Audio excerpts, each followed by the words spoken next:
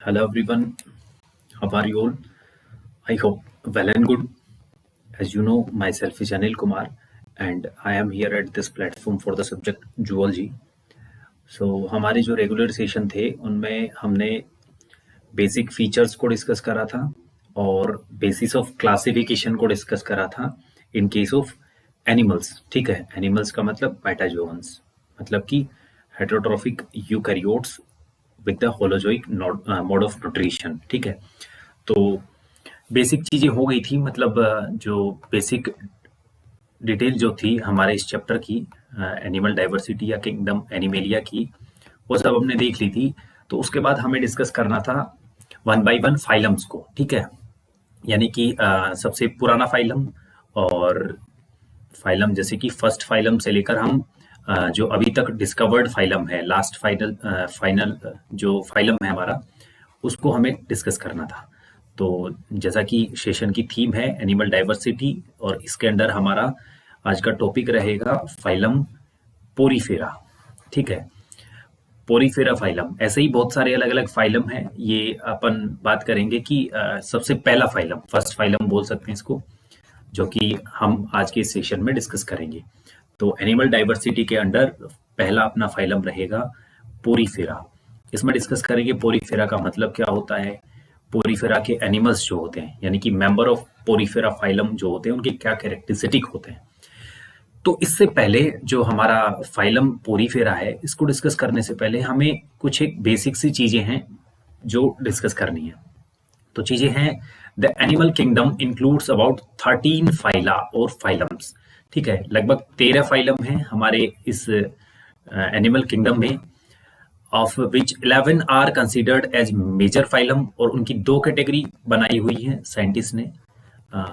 11 are major and remaining 2 are minor.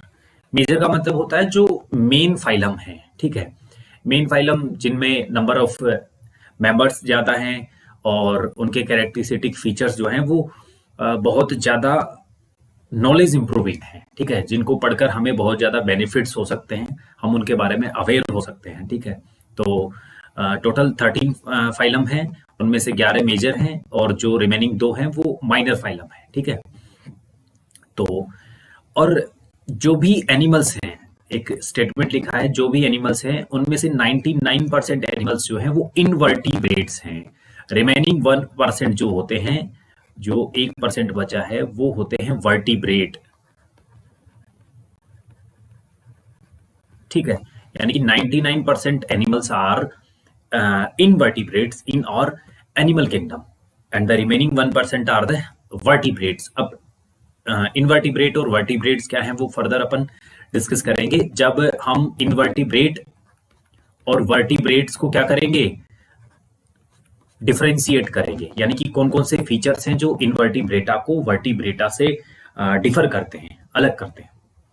तो based on next जो है हमारा, based on common fundamental features, the animal kingdom is broadly classified into 11 phyla and that are the major phyla. ठीक है, major phyla है। पहला phylum है हमारा फाइला या फाइलम पोरीफेरा, दूसरा है Coelenterata, Ctenophora, next Platyhelminthes, Aschelminthes, Annelida, Arthropoda, Mollusca, Echinodermata, Hemichordata and then कोडेटा। ठीक है, तो टोटल हो गए हमारे 11 फाइलम। ठीक है, और 2 क्या थे, माइनर थे, तो इनको हम पढ़ नहीं रहे अभी, तो मेजर फाइलम्स को हम डिस्कस करते चलेंगे। तो आज का जो हमारा पहला जो फाइलम है, मेजर फाइलम है पोरीफेरा। ठीक है, तो जैसा कि हेडिंग लिखी है फाइलम पोरीफेरा। पोरीफेरा वर्ड जो है ये 2 वर्ड से मिलकर बना है। ठीक है, इसमें पहला वर्ड है पोरस, ठीक है, जिनका मतलब होता है ओपनिंग, और दूसरा है फेयर या फियर बोल सकते हैं, जिसका मतलब होता है टू बियर, यानी कि रखना, या फिर हो सकता है बियर का मतलब होता है बोल सकते हैं कवरिंग भी बोल सकते हैं। ठीक है, तो मेन अपन रखना अभी के लिए देख लेते हैं। Porifera is the group of the most primitive multicellular animals popular as sponges. ठीक है, यानी कि सबसे पुराने जो एनिमल्स हैं जो कि मल्टी सेलुलर की कैटेगरी में आते हैं। ठीक है, एनिमल्स भी दो कैटेगरी में आते हैं, एनिमल्स के भी दो कैटेगरीज हैं, unicellular and the multi cellular. ठीक है, तो मल्टी सेलुलर एनिमल्स जो हैं सबसे पुराने वाले वो कौन है, हमारे पोरीफर हैं, जिनको अपन कॉमनली स्पॉन्जेस भी बोल देते हैं। ठीक है, तो most primitive multi cellular animals are the porifers और द स्पॉन्जेस। देन आता है porifers were recognised as animals by the Ellis. एक साइंटिस्ट थे इलिस करके, उन्होंने रिकॉग्नाइज करा इनको एनिमल्स के फॉर्म में। वो किस बेसिस पर करा, बिकॉज ऑफ एनिमल्स को हम कैसे डिफाइन करते हैं, मल्टीसेलुलरिटी होनी चाहिए, यूकैरियोट होने चाहिए, और उनमें जो है मोड ऑफ न्यूट्रिशन जो है वो होलोजोइक टाइप का होना चाहिए। उन्हें अपन क्या बोल देते हैं, एनिमल्स बोल देते हैं। ठीक है, हाँ, फिर नेक्स्ट आता है हमारा the term Porifera was introduced by the Robert grant. ठीक है, रॉबर्ट ग्रेंट नाम के एक साइंटिस्ट थे, उन्होंने पोरीफेरा टर्म दी थी। ठीक है, नेक्स्ट आता है पैराजूओलॉजी। पैराजूओलॉजी जो होती है स्टडी ऑफ पोरीफर्स या फिर स्पॉन्जेस, बेसिकली स्पॉन्ज को पढ़ना। ठीक है, कोई भी स्पंज है, ठीक है, उस स्पंज की डिटेल स्टडी करना, या फिर porifer because of sponges are included in the porifers. ठीक है, तो पैराजूओलॉजी बोल देते हैं। ठीक है, most of the porifers are marine. ठीक है, मेराइन का मतलब होता है जिसमें बहुत जो वाटर, जैसे कि कोई भी वाटर सोर्स है, ठीक है, अब उसमें सोल्ट्स की अमाउंट ज्यादा है, सोल्ट्स बहुत ज्यादा हैं उस वाटर में, तो उसे अपन मेराइन वाटर बोल देते हैं। एक होता है फ्रेश वाटर, एक होता है फ्रेश। फ्रेश का मतलब होता है इसमें सोल्ट की अमाउंट कम होती है। ठीक है, और ये है मेराइन, है ना, ये हम देख लेंगे दोनों। ठीक है, रिमेन अटैच्ड टू रॉक्स, और ये चट्टान जो होती है, रॉक जो होती है, कोई भी स्ट्रक्चर जो होती है, सॉलिड स्ट्रक्चर, उससे जुड़े रहते हैं या उससे चिपके हुए रहते हैं। ठीक है, some lives in fresh water also, कुछ एक जो होते हैं वो फ्रेश वाटर में भी रहते हैं, जैसे कि फ्रेश वाटर स्पॉन्जेस आएंगे आगे चलकर। तो मतलब मेनली जो होते हैं, मोस्ट ऑफ जो पोरीफर होते हैं, यानी कि ज्यादातर पोरीफर, अगर मैं बात करूं जैसे कि 10 पोरीफर हैं, 10 पोरीफर्स हैं, तो उनमें से लगभग 8 या 7 पोरीफर क्या होते हैं, मैराइन वाटर में रहते हैं। रिमेनिंग 2 या 3 जो होते हैं वो फ्रेश वाटर वाले होते हैं। ठीक है, तो ये इनका रेशियो रहता है फ्रेश वाटर लिविंग का और मैराइन वाटर लिविंग का।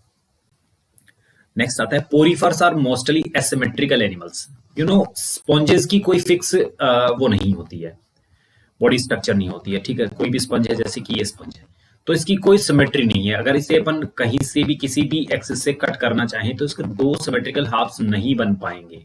ठीक है, इक्वल हाफ्स नहीं बन पाएंगे, ऐसा नहीं है, that means they are asymmetrical.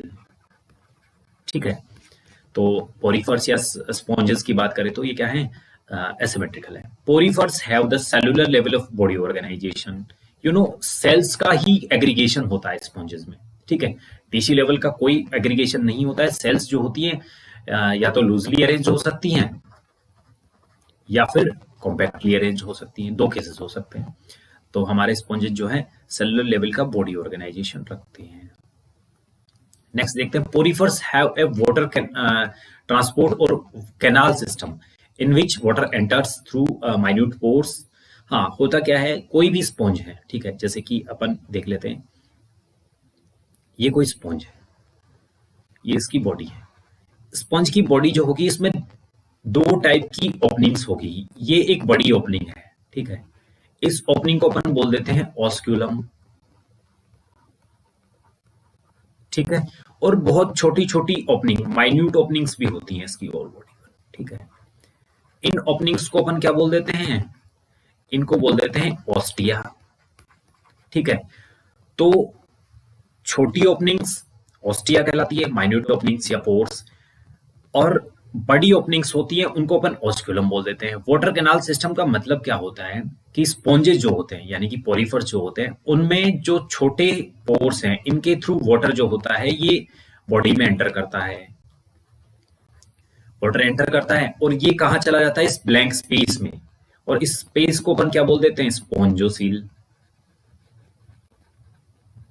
या फिर इसको मेन बॉडी कैविटी भी बोल सकते हैं। ठीक है, मेन बॉडी कैविटी का मतलब होता है स्पंज की बॉडी में प्रेजेंट एक बड़ी कैविटी। ठीक है, और ये ओपनिंग जो है इसके थ्रू वाटर क्या होता है फिर बाहर निकल जाता है। ठीक है, तो इसे ही अपन वाटर कैनाल सिस्टम बोल देते हैं। ठीक है, यानी कि सबसे पहले ओस्टिया के थ्रू वाटर क्या करा, एंटर करा, उसके बाद कहाँ गया, स्पॉन्जोसील में गया, देन इसके बाद क्या हो गया, एग्जिट हो गया। ठीक है, तो इसके 3 स्टेप हो गए। यानी कि अगर वाटर कैनाल सिस्टम में वाटर के फ्लो की बात करें अपन, तो सबसे पहले क्या होता है, ओस्टिया के थ्रू क्या करता है, बॉडी में एंटर करता है, देन ओस्टिया क्रॉस करने के बाद वो स्पॉन्जोसील या सेंट्रल कैविटी ऑफ बॉडी में चला जाता है, देन वहां से ओस्कुलम के थ्रू या बड़े पोर के थ्रू कहाँ हो जाता है, बॉडी से एग्जिट कर दिया जाता है, बाहर निकाल दिया जाता है। ठीक है, तो लिखा है कि पोरिपर्स हैव वाटर ट्रांसपोर्ट और canal system in which water enters through the minute pores called ostia, जैसे कि यहाँ दिखाया गया है, ओस्टिया के थ्रू एंटर करता है in the body into a central cavity, spongocoel में चला जाता है, स्पॉन्जोसील ये वाला स्पेस है, स्पॉन्जोसील में चला जाता है।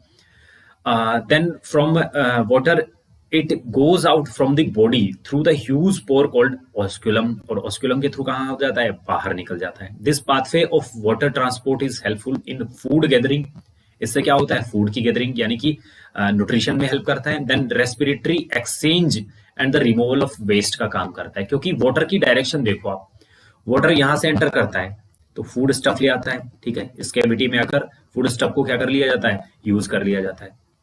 इसके बाद गैसियस एक्सचेंज, पानी के साथ सॉल्युबल गैसेज भी आती है, इनको एक्सचेंज कर लिया जाता है। अब हमारे फूड के डाइजेशन या यूटिलाइजेशन या ऑक्सीडेशन के थ्रू जो वेस्ट मटेरियल बनते हैं ये यहाँ इस कैविटी में रिमूव कर दिए जाते हैं बॉडी सेल्स के द्वारा। अब इनको क्या किया जाता है, बाहर निकाल दिया जाता है इसी फ्लो के साथ। ठीक है, तो क्या होता है, जैसे कि यहाँ क्या लाया, फूड मटेरियल लाया और गैसेज लाया इस स्टेप में। यहाँ स्पॉन्जोसील में क्या हुआ, फूड जो होता है यूज कर लिया जाता है, गैसेज क्या कर ली जाती है, एक्सचेंज कर ली जाती है, लेकिन वेस्ट जो है ना वो भी पड़े हैं। तो वेस्ट किसके साथ ऐड हो गया, पानी के साथ। ये किसके साथ आया है, पानी के साथ, पानी प्लस खाना और गैसेस। अब यहाँ आकर क्या होता है, खाना यूज कर लिया जाता है, गैसेस यूज कर ली जाती है, लेकिन वेस्ट मटेरियल जो बनता है वो प्लस पानी ये यहाँ निकलते हैं। फिर ये same form waste plus H2O क्या कर दिए जाते हैं, ऑस्कुलम के थ्रू बाहर निकाल दिए जाते हैं। ठीक है, तो ये है water canal system found in the porifers and it helps in exchange of gases and gathering of food and removal of waste। ठीक है, अब नेक्स्ट स्टेटमेंट आता है, पोरिफर्स में कोइनोसाइट नाम की सेल्स पाई जाती है जिनको कोलर सेल्स भी बोल देते हैं। ठीक है, जो कि स्पॉन्जोसील और द कैनाल जो होती है उनको क्या करती है, लाइन करती है। ठीक है, होता क्या है, जैसे कि ये स्पंज है, ठीक है, ये स्पंज है, इसकी कैविटी है स्पॉन्जोसील ये वाली कैविटी, तो यहां पर ये सेल्स प्रेजेंट होगी। ठीक है, यहां पर ये सेल्स प्रेजेंट होगी। इसके साथ साथ कैनाल, कैनाल का मतलब होता है जैसे कि ये बॉडी वॉल है, इस बॉडी वॉल में ये है ओस्टिया। अब इस ओस्टिया में भी यहां भी क्या होंगी, ये वाली सेल्स प्रेजेंट होंगी, कोइनोसाइट्स। ठीक है, नेक्स्ट आता है digestion is intracellular. Intracellular, intra का मतलब होता है इनसाइड और सेलुलर का मतलब होता है सेल, या फिर बोल सकते हैं within a cell. Food material जैसे कि इसे अपन मान लेते हैं एक सेल है, ठीक है, वाटर फ्लो के थ्रू क्या आ गया, फूड मटेरियल आ गया, तो इस फूड मटेरियल को सेल क्या करती है, एंगल्फ कर लेती है, फेगोसाइट कर लेती है, फेगोसाइटोसिस करके। ठीक है, देन इसको ऑक्सीडाइज करती है, एनर्जी रिलीज कराकर यूज कर ली जाती है और वेस्ट मटेरियल को बाहर निकाल दिया जाता है। इस टाइप से सेल के अंदर की तरफ, इनसाइड ए सेल और विद इन अ सेल जो डाइजेशन होता है फूड का, उसे अपन इंट्रासेलुलर डाइजेशन बोल देते हैं। जो बॉडी होती है स्पॉन्जेस की, हर एक एनिमल जो होता है उसकी बॉडी को कोई ना कोई सपोर्ट चाहिए होता है। सपोर्ट किस लिए चाहिए होता है, उसकी एक फिक्स शेप एंड साइज को मेंटेन करने के लिए। जैसे कि कोई भी ह्यूमन बीइंग है, जैसे कि एग्जाम्पल के तौर पर मेरा ही एग्जाम्पल ले लीजिए, मैं इस पोस्चर में बैठा हूं चेयर पर, ठीक है, तो इस पोस्चर को मेंटेन करने के लिए मुझे बॉडी से एक सपोर्ट सिस्टम चाहिए, और वो सपोर्ट सिस्टम जो है हमारी बॉडी का वो है स्केलेटल सिस्टम। ठीक है, जो कि बोन, बहुत सारी कार्टिलेज, मसल्स, इनसे मिलकर बना हुआ होता है। वैसे ही जो स्पॉन्जेस होते हैं इनको भी सपोर्ट सिस्टम चाहिए होता है। वो किस लिए चाहिए होता है, बॉडी की एक शेप और साइज को मेंटेन करने के लिए। ठीक है, तो इनमें भी एक स्केलेटन प्रेजेंट होता है जो कि स्पाइक्यूल्स या फिर स्पॉन्जिन फाइबर्स का बना होता है। ठीक है, और स्पॉन्जिन फाइबर जो होते हैं स्पॉन्जिन प्रोटीन से मिलकर बने होते हैं।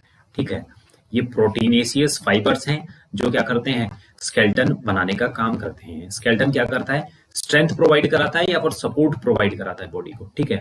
नेक्स्ट आता है sexes are not separate means they are hermaphrodites. Hermaphrodite का मतलब होता है कोई भी एक एनिमल है, जैसे कि ये एक्स एनिमल है, एक्स एनिमल है, इसमें मेल और फीमेल ऑर्गन, मेल और फीमेल रिप्रोडक्टिव ऑर्गन जो हैं दोनों एक साथ पाए जाते हैं, ठीक है, जिसे अपन हर्मेफ्रोडाइट बोल देते हैं, ठीक है। और इसे रिप्रेजेंट किया जाता है इस टाइप से, ये है हर्मेफ्रोडाइट, ठीक है। मतलब सिंपल सा ये है कि एक ही एनिमल में, सिंगल इंडिविजुअल में दोनों reproductive organs male and female present होते हैं और उसे अपन बोल देते हैं हर्मेफ्रोडाइट एनिमल, ठीक है। इसका मतलब ये है कि हर्मेफ्रोडाइट है तो एग्स यानी कि female gamete and the sperms मतलब कि मेल गैमेट दोनों के दोनों सेम ही इंडिविजुअल में प्रोड्यूस करे जाते हैं, ठीक है। नेक्स्ट आता है हमारा पोरिफर्स और sponges reproduce asexually by the fragmentation. Fragmentation का मतलब क्या होता है, जैसे कि ये कोई एनिमल है, ये एनिमल है, ये छोटे छोटे टुकड़ों में टूट जाएगा, ठीक है, ये फ्रेगमेंट बना लेगा और एक सेपरेट फ्रेगमेंट जो होगा वो नए इंडिविजुअल को फॉर्म करेगा, ठीक है। इसे ही अपन क्या बोल देंगे, फ्रेगमेंटेशन। फ्रेगमेंटेशन का मतलब होता है टूटना, ठीक है, और टूटकर नए को पैदा करना, इसे बोल देते हैं अपन फ्रेगमेंटेशन, ठीक है। तो पोरिफर्स एसेक्सुअली रिप्रोड्यूस करते हैं फ्रेगमेंटेशन के through and the sexually reproduction का काम जो होता है वो होता है गैमेट फॉर्म करके।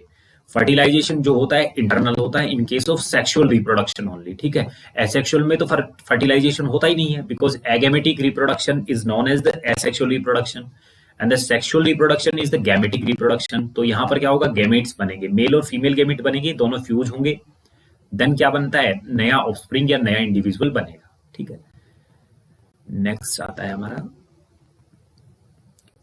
पोरिफर्स में एक स्पेशल टाइप का केस पाया जाता है जिससे अपन बोल देते हैं development, indirect development. Indirect development का मतलब होता है लार्वल स्टेज का पाया जाना, जैसे कि ये पेरेंट है, ये पेरेंट पोरिफर बोल देते हैं या फिर पेरेंट स्पंज है, ठीक है। इसने रिप्रोडक्शन करा, सपोज दैट सेक्सुअल रिप्रोडक्शन करा इसने, इसने नए इंडिविजुअल को फॉर्म करा, ये क्या है, ये प्रोजेनी है, प्रोजेनी। और ये क्या है, पेरेंट है। पेरेंट अलग अलग नहीं होते हैं because of sexes are not separate, they are hermaphrodite, so male और फीमेल गैमेट दोनों एक साथ यहां बनते हैं और दोनों फ्यूज हो जाते हैं, फ्यूज होकर क्या बनाते हैं, फर्दर नई प्रोजेनी बना लेते हैं। अब ये प्रोजेनी जो है ये अपने पेरेंट से डिफर करती है, सेम नहीं होती है अपने पेरेंट से। इसका रीजन क्या है कि ये लार्वल स्टेज है, प्रोजेनी जो है लार्वल स्टेज में रहती है, लार्वल स्टेज में रहती है पहले। और जो ये लार्वल स्टेज होती है इसकी, लार्वल स्टेज जो है इसकी, ये लार्वल स्टेज क्या करती है, देन फर्दर क्या करती है, एडल्ट में ट्रांसफॉर्म होती है, ठीक है, एडल्ट बनाती है। यानी कि सबसे पहले पेरेंट ने क्या करा, नई इंडिविजुअल को बनाया, इंडिविजुअल डायरेक्ट अपने पेरेंट के इक्वल या सेम नहीं होगा, मॉर्फोलॉजिकली डिफरेंट होगा और उसे बोल देंगे अपन लार्वा, और लार्वा एडल्ट में ट्रांसफॉर्म होगा, ठीक है। इस टाइप से डायरेक्ट डेवलपमेंट नहीं होता है और जो डेवलपमेंट होता है इनडायरेक्ट होता है। इनडायरेक्ट डेवलपमेंट मतलब होता है लार्वल स्टेज क्या होती है, प्रेजेंट होती है, लार्वल स्टेज प्रेजेंट। ये किसी अदर एनिमल में भी अगर हो तो उसे भी अपन क्या बोल देंगे, indirect development, which is morphologically distinct from the adult. और इसका फायदा क्या होता है, लार्वल स्टेज का पाया जाना, इसका फायदा ये है कि हम उससे क्या कर सकते हैं, एडल्ट से डिफर कर सकते हैं, डिफरेंशिएट कर सकते हैं। अब आते हैं हमारे एग्जाम्पल्स, पोरिफर के एग्जाम्पल है साइकन, जिसे साइफा भी बोल देते हैं अपन, स्पोंजिला, फ्रेश वाटर स्पंज की बात करी थी हमने। मोस्ट ऑफ जो पोरिफर्स या स्पंज होते हैं वो मैराइन वाटर होते हैं, लेकिन कुछ एक होते हैं फ्रेश वाटर वाले भी होते हैं। तो फ्रेश वाटर वाला है Spongilla and the Euspongia, bath sponge भी अपन बोल देते हैं। साइकन का डायग्राम दिखाया हुआ है, देन यू स्पोंजिया का और स्पोंजिला का, ठीक है। तो ये हमारा पोरिफर्स का जनरल इंट्रोडक्शन हो गया, यानी कि पोरिफेरा कौन कौन से कैरेक्टरिस्टिक रखते हैं, क्या एग्जाम्पल है इनके, ठीक है, कौन सा डाइजेशन होता है, रिप्रोडक्शन का मोड क्या होता है, ठीक है, ये सब तरीके। अब हम आते हैं हमारे क्विज वाले सेशन पे। क्विज वाला सेक्शन जो है हमारा, लास्ट क्विज जो था उसका मतलब वो क्विज था कि प्रोटोजोआ जो हैं या प्रोटोजोवंस हैं, उनको एनिमल किंगडम के फाइलम्स के अंदर इंक्लूड क्यों नहीं करा गया है। ठीक है, तो सिंपल सा इसका आंसर है कि जो किंगडम एनिमेलिया है ये इंक्लूड करता है केवल मल्टी सेलुलर्स को। ठीक है, तो मल्टी सेलुलर का मतलब होता है मल्टीपल सेल्स होनी चाहिए, सिंगल सेल नहीं होनी चाहिए, बहुत सारी सेल्स होनी चाहिए। ठीक है, अगर बहुत सारी सेल्स नहीं है तो किंगडम एनिमेलिया उन एनिमल्स को इंक्लूड नहीं करता है एज डियर मेंबर।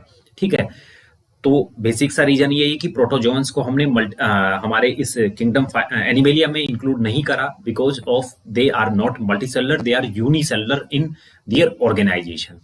ठीक है, तो इसके साथ साथ ये तो हमारे लास्ट क्विज का आंसर है। और आज इस सेशन की एक और क्विज है, give the correct order of different symmetry according to their origin. मतलब ये है कि सिमेट्री हमने देखी थी, सिमेट्री दो ही होती है, एसिमेट्री होती है, वो एक टाइप है सिमेट्री का। बेसिकली वहां कोई सिमेट्री नहीं होती है एसिमेट्री में, एक होती है रेडियल सिमेट्री और एक होती है हमारी बाइलेटरल सिमेट्री। तो इन दोनों का ऑर्डर क्या है, क्या ये फर्स्ट है या सेकंड है, क्या ये फर्स्ट है या सेकंड है, इसको आंसर करना है। और उनके ओरिजिन के बेसिस पर, यानी कि रेडियल सिमेट्री पहले आई या फिर बाइलेटरल सिमेट्री पहले आई। ठीक है, इसे अपन क्या करेंगे,